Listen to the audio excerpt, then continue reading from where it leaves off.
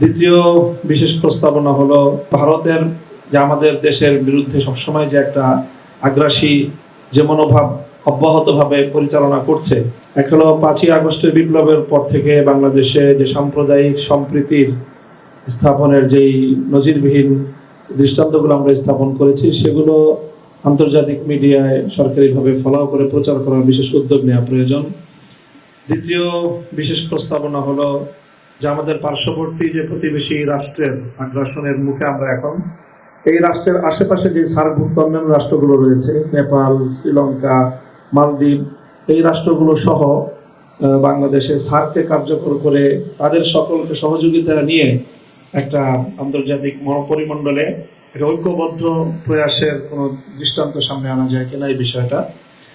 আর আরেকটা হলো যে এই এই যে ভারতের যে আমাদের দেশের বিরুদ্ধে সবসময় যে একটা আগ্রাসী যে মনোভাব অব্যাহতভাবে পরিচালনা করছে, সেজন্য দেশের ভিতরে ঐক্যবদ্ধ কোনো একটা গণভিত্তিক একটা প্রোগ্রাম যেখানে সকল দলের রিপ্রেজেন্টেশন থাকবে, এরকম একটা বড় ধরনের যদি আমরা গ্যাদারিং করতে পারি, সেটা জাতীয় এবং আন্তর্জাতিক মিডিয়া এবং গোটা জাতিকে আলোড়িত করবে। দেশের মানুষ খুবই এটাতে ইনফ্লুয়েসড হবে, এটা আমি মনে করি। এই তিনটি সুনির্দিষ্ট প্রস্তাব।